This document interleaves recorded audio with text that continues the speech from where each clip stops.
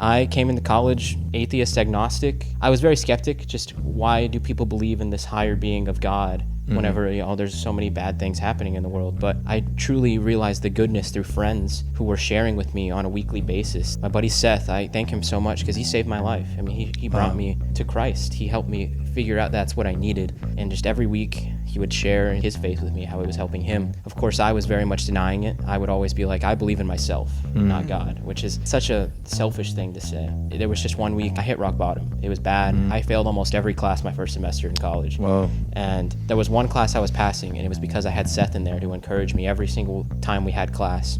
And then there was just one day I realized, man, all these people they weren't being all that nice to me. They weren't my real friends. It was the one guy that had Jesus and God in his life, that he was the one that was fueling me to get through things. So then I realized maybe I should listen to what he has to say. And then that's whenever he invited me to go to the BSM. We have a weekly worship. I went with him, and it was there that I realized maybe this is kind of what I needed. And we went through the weekly worship. We went through Acts, just talks about Paul's impactful story of how he went from being the biggest denouncer of people that loved God to being the one that shared it to others. So I realized maybe God can help me like he helped Paul.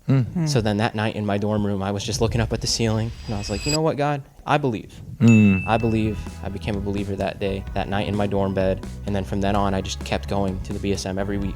The Baptist Student Ministry, every week I was there, just doing as much as I could. I grew over time to become a leader there, help with the hospitality, help with just more things that I felt God was calling me towards. And now I'm here. I mean, we're here in Syracuse. I felt called to go on mission. I decided I wanted to go into ministry because the Lord tells me, hey, you need to express how much you love the Lord because you were in the state that you didn't know that you needed that. So you need to help others that are in that state.